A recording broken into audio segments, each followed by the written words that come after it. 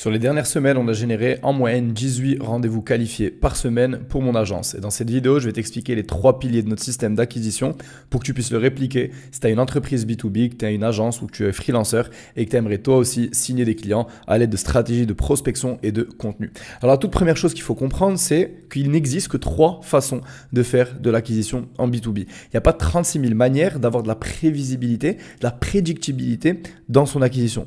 Soit on envoie des messages de prospection, soit on crée du contenu, soit on dépense de l'argent en publicité. Le bouche à oreille, les recommandations, les affiliés, toutes ces choses-là ne sont pas dans notre contrôle et on ne peut pas prévoir en fait des actions qui vont nous permettre de générer du chiffre d'affaires à l'aide de ces différentes méthodes. C'est pour cela que littéralement, si aujourd'hui tu regardes cette vidéo et que tu as une entreprise B2B, la seule chose que tu peux faire qui va générer du chiffre d'affaires, c'est prospecter, créer du contenu ou dépenser de l'argent en publicité. Alors, si tu ne fais pas déjà entre 30 000 et 50 000 euros par mois de chiffre, de cash collecté, les publicités représentent un risque financier considérable. En fait, moi-même, je fais tourner des publicités pour mon agence. J'ai beaucoup d'amis dont le business repose principalement sur des ads. Mais donc, ce que je peux te dire, c'est que ça demande un investissement initial de plusieurs milliers d'euros en test pendant des semaines avec aucune garantie qu'un jour tu réussiras à faire marcher la publicité pour ton offre. Ça nécessite aussi d'avoir une offre déjà validée pour du trafic froid. Donc, quand on dit déjà validé pour du trafic froid, si aujourd'hui tu ne vends qu'à des personnes qui te connaissent de ton réseau ou à des gens qui ont été recommandés par bouche à oreille ou recommandation de tes clients, tu n'as pas une offre que tu as déjà testée sur du trafic froid, un trafic qui n'a pas été recommandé ou qui ne te connaît pas. Et donc, une toute première étape avant de lancer des ads, c'est toujours de tester à l'aide de la prospection et de la création de contenu son offre. Et finalement, donc, la plupart des entrepreneurs n'ont pas une offre adaptée à ce canal et c'est pourquoi on privilégie la prospection et la création de contenu pour générer des rendez-vous qualifiés. Mais sur Internet aujourd'hui, à boire et à manger sur ces deux sujets, c'est difficile de comprendre exactement quoi faire. Donc, parlons du tout premier pilier de cette stratégie qui est le pilier prospection.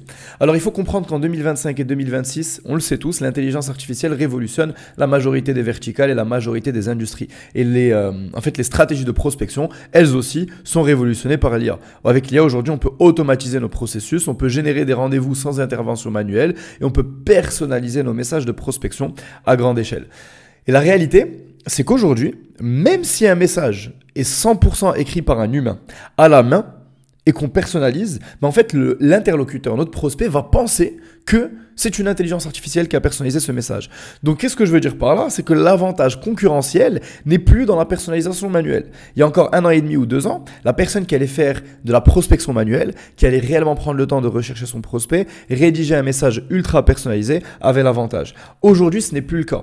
On a un setter, donc on peut appeler ça un commercial qui travaille chez moi, qui envoyait des messages de prospection 100% personnalisés. Et à chaque fois qu'il envoyait ce type de message, il avait des conversations avec des gens qui disaient « Bon, je suis pas débile, je suis en train de parler avec une IA, mais c'est pas grave. » Et à chaque fois, il fallait leur dire « Non, je suis bel et bien un humain. » Et la personne n'arrivait jamais en fait à convaincre l'interlocuteur que c'était bel et bien un humain et non pas une IA avec qui ils étaient en train de discuter. Et donc, aujourd'hui, il n'y a plus d'avantage concurrentiel à faire de la prospection manuelle. Et si on veut personnaliser, on peut le faire à l'aide de l'IA. Cependant, il faut comprendre qu'à l'aide de l'IA, pour que la personnalisation puisse nous apporter des résultats et donc plus de rendez-vous sur notre calendrier, il faut que cette personnalisation soit utile. Je m'explique, je l'ai expliqué dans plusieurs vidéos jusqu'à présent, mais si vous vendez par exemple des services de TikTok Ads, donc de la publicité TikTok, et que vous envoyez un email à quelqu'un en lui disant « Oui, j'ai vu que tu as posté récemment sur LinkedIn un truc au sujet de tes initiatives de développement durable, c'est génial. D'ailleurs, j'ai une agence TikTok Ads, est-ce que ça t'intéresse ?» En fait, ça ne fait aucun sens, il n'y a aucun lien entre ton élément de personnalisation de ton message et le service que tu as à vendre. Par contre, si tu contactes cette même personne et tu lui dis « J'ai fait un tour sur la TikTok Ad Library, donc la bibliothèque publicitaire. J'ai trouvé tes pubs et d'ailleurs, je pense que tu as 3 trucs d'amélioration que tu pourrais mettre en place. J'ai une agence TikTok Ads, ça te dit qu'on prenne un appel pour que je te montre ces 3 améliorations. Et bien là, tout d'un coup, tu as personnalisé ton message parce que tu as fait référence aux différentes publicités que tu as vues sur sa bibliothèque publicitaire. Mais cette personnalisation fait sens par rapport aux produits, aux services que tu as à vendre. Et donc, tu peux justifier que tu les as contactés grâce à cette chose qui t'a permis de personnaliser l'email pour ton service ou ton produit lié à des TikTok Ads. Et cette nuance, elle est extrêmement importante et c'est ce que la majorité des personnes que je vois qui essayent d'utiliser de l'IA pour faire de la personnalisation manquent et oublient dans leur stratégie. Alors une fois qu'on a compris ça, il y a 2 canaux principaux pour prospecter. Il y a LinkedIn et il y a le cold email. Sur LinkedIn, personnellement, je ne trouve pas que cette plateforme soit adaptée pour faire de la prospection à haut volume. Parce que, en fait, tes messages vont rester dans l'historique. Tu ne peux pas supprimer tes messages une fois que tu les as envoyés à quelqu'un. Ton image personnelle est extrêmement liée à tes campagnes et à ton compte LinkedIn. Et en plus de ça, la plateforme limite le volume. Tu ne peux pas envoyer plus de 150 ou 200 demandes de connexion par semaine. Tu ne peux pas scaler à des milliers de messages de prospection par semaine. Et donc, tu es extrêmement limité sur le long terme. Alors que le cold email, moi, c'est ce que je recommande. C'est ce qui a fonctionné pour nous sur les 2 années et demie passées. Et c'est ce qui a fonctionné pour plus de 100 clients qu'on a accompagnés. En moyenne, nos clients chez Scalametrics voient entre 15 et 35 rendez-vous par mois générés en automatique à l'aide des stratégies de cold email. Et en fait, le cold email, c'est une formule très simple. C'est juste la combinaison d'avoir une bonne offre avec un bon script, avec assez de volume en contactant les bonnes personnes. Et en fait, une fois qu'on a cette combinaison, et c'est très scalable, c'est pas très dépendant de ton personal branding et ça peut te permettre de générer des rendez-vous en automatique. Donc, si jamais tu mets en place du cold email, pour moi, les bonnes pratiques, c'est de contacter minimum 3000, mais ton objectif, ça devrait être plutôt 10 000 prospects uniques par mois. Il faut tester au minimum 3 stratégies en parallèle en même temps, donc des campagnes différentes que tu testes pour savoir est-ce qu'il y a un angle de marché, un segment de marché, une proposition de valeur qui va attiser en fait la curiosité de tes prospects plus qu'une autre. Et il faut viser au minimum 10 à 15 rendez-vous qualifiés générés par mois en automatique avec tes campagnes de cold email. Alors nous, ce qu'on a remarqué, c'est que après avoir accompagné une centaine de clients, il y a des clients pour qui les résultats sont bien plus importants que d'autres. Et je me suis toujours demandé, qu'est-ce qui fait qu'un client a des meilleurs résultats qu'un autre? Et donc, j'ai analysé la chose et j'ai réalisé qu'en général, c'était parce que les clients qui avaient des très bons résultats créent du contenu, ils ont une image de marque assez puissante. Et donc, lorsque quelqu'un recevait un message de prospection de leur part et qui cherchait sur Google leur entreprise ou leur nom, eh bien, il tombait sur du contenu.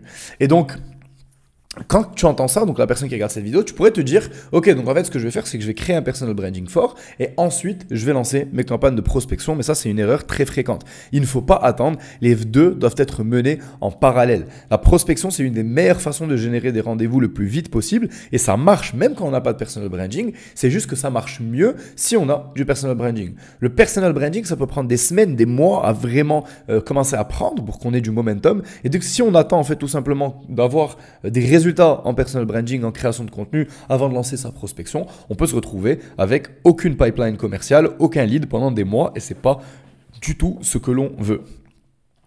Pour ce qui est de la création de contenu, donc les plateformes stratégiques que moi je recommande et donc qui sont celles que nous on met en place, il y a LinkedIn, c'est une plateforme qui est incontournable mais qui est très saturée en ce moment, surtout en France.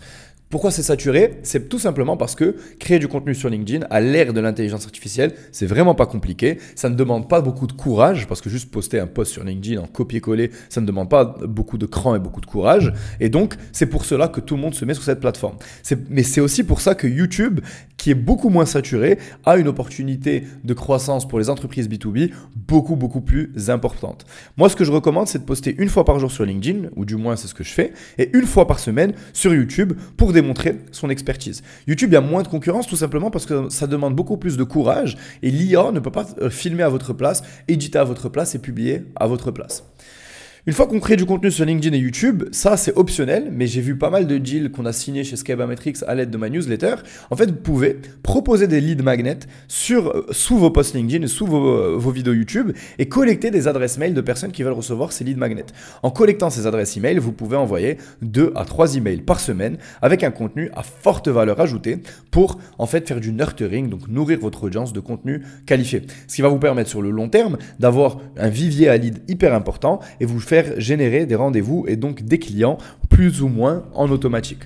Un autre hack hyper intéressant, c'est d'ajouter toutes les personnes qui ont pris un rendez-vous de vente avec vous à votre newsletter en automatique en utilisant des outils tels que Zapier ou Make. Ça, ce que ça va permettre de faire, c'est au lieu d'avoir des long-term follow-up de manière 100% manuelle en disant salut, je reviens vers toi, salut, est-ce que finalement ça vaudrait pas le coup qu'on reprenne un appel? Eh bien là, au lieu d'envoyer ce type de message, la personne reçoit vos emails 2-3 fois par semaine à forte valeur ajoutée. Et donc le jour où elle veut à nouveau considérer potentiellement régler la problématique que ton service règle, tu es la personne top of mind, tu es la première personne à qui ils vont penser. Attention, lorsqu'on parle de création de contenu, il faut bien comprendre, on ne parle pas ici d'accumuler des métriques de vanité du genre beaucoup de followers, des likes et des vues. Ce qu'on veut, c'est attirer des prospects qualifiés en démontrant notre expertise et en montrant des études de cas et des résultats clients. Et c'est comme ça que moi j'ai signé mon premier client en, je crois, 2 à 4 semaines sur YouTube quand j'avais seulement 20 abonnés.